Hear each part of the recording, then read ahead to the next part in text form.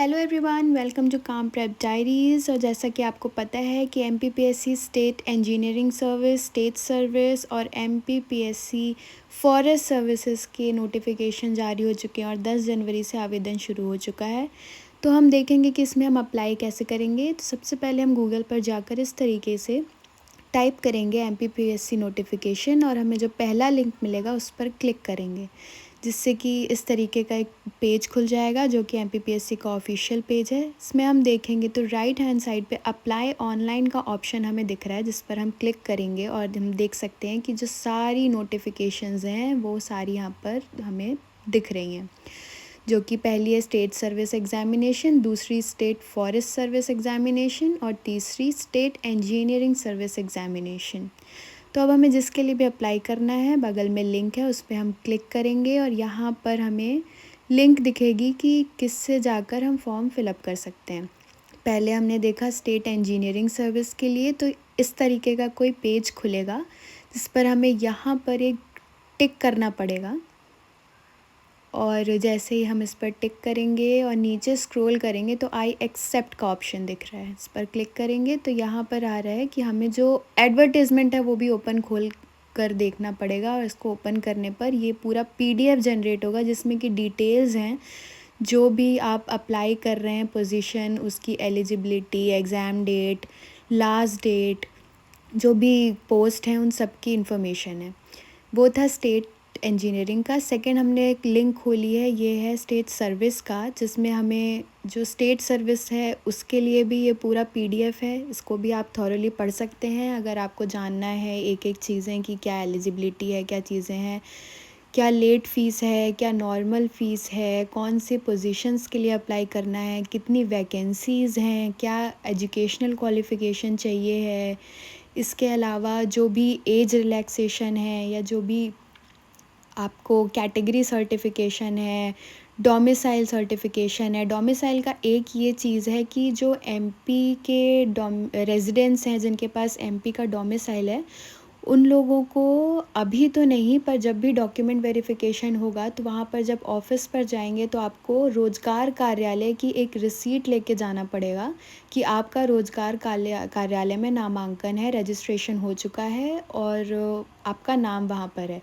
और जो other state के रेजिडेंट्स हैं उनको रोज़गार कार्यालय की रिसीट की कोई ऐसा मैंडेटरी नहीं है कि आपको उसको लेके जाना है, आपको शो करना है।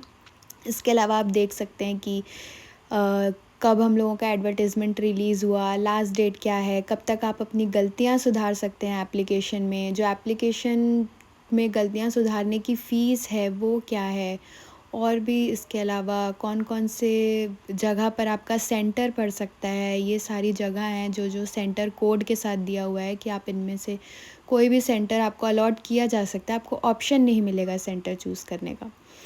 इसके अलावा आप देख सकते हैं कि जो एज की एलिजिबिलिटी है वो क्या है, और जो भी मेल और फीमेल की वैकेंसीज़ हैं वो क्या है, कैटेगरी वाइज वैकेंसीज़ हैं वो क्या है, एजुकेशनल क्वालिफ़िकेशंस क्या क्या हैं। तो ये जो पीडीएफ है आप इसको टाइम लेकर आराम से पढ़ सकते हैं, समय देकर, ताकि आपसे कोई भी गलती ना हो कि बाद में आपका फॉर्म रिजेक्ट हो जाए या फिर आप डिबार हो जाएं कभी भी एग्ज़ाम देने से।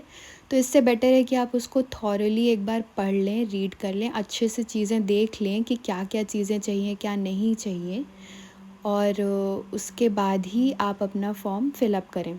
तो जिस तरीके से ये राज्य सेवा का पढ़ा, आप वन सेवा का भी पढ़ सकते हैं। इसमें भी 91 वैकेंसीज़ हैं, आप इसमें से अप्लाई कर सकते हैं। यहाँ पर टिक करेंगे, आई एक्सेप्ट पर क्लिक करेंगे और जैसे ही क्लिक करेंगे तो इस तरीके का एक पूरा एप्लीकेशन फॉर्म खुल जाएगा आपके सामने, जिसमें आपको अपनी सारी डिटेल्स भरनी है। डिटेल्स मतलब नाम, पेरेंट्स का नाम, एज, डेट ऑफ बर्थ और आपका जो भी एड्रेस है। यहाँ आप देखेंगे तो आपको ऑप्शन दिखेगा एग्ज़ाम सिलेक्ट करने का कि आप सिर्फ स्टेट सर्विस के लिए अप्लाई करना चाहते हैं या फॉरेस्ट सर्विस के लिए भी करना चाहते हैं। अगर दोनों के लिए करना चाहते हैं तो फर्स्ट ऑप्शन क्लिक करेंगे, फिर आपको ये खुलेगा कि आप इंजीनियरिंग स्टूडेंट हैं, साइंस ग्रेजुएट हैं या टेक्नोलॉजी ग्रेजुएट हैं। उस पे आप क्लिक करेंगे। उसके बाद आप यहाँ पर अपनी स्ट्रीम लिखेंगे कि कौन सी ब्रांच से आपने ग्रेजुएशन कंप्लीट करी है। इसके बाद आप पूरा फॉर्म नीचे भर सकते हैं, जो आपकी डिटेल्स भरी जाएंगी। उसके बाद आप देखेंगे जब आप सब कुछ भर लेंगे, वैलिडेट कर देंगे, तो इस तरीके से आपको ऑप्शन दिखाएगा कि आपको फ़ीस पे करनी है। दोनों एग्ज़ाम के लिए आप अप्लाई कर रहे हैं तो भी आपकी फ़ीस 540 लगेगी। अगर आप दोनों में से किसी एक के लिए अप्लाई करना चाहते हैं तो भी 540 लगेगी। जब आप प्रोसीड टू पेमेंट करेंगे तो एक इस तरीके का पेज खुलेगा जिसमें आपको ऑप्शन है नेट बैंकिंग का, यूपीआई पेमेंट का, डेबिट क्रेडिट कार्ड पेमेंट का। हर किसी पर आप क्लिक करके देख सकते हैं कि इस तरीके के आपके पास ऑप्शंस खुलेंगे। जिस तरीके से भी आपको लगता है कि कन्वीनियंट है इस तरीके से पेमेंट करना, आप उस पर क्लिक करिए, अपना पेमेंट करिए और पेमेंट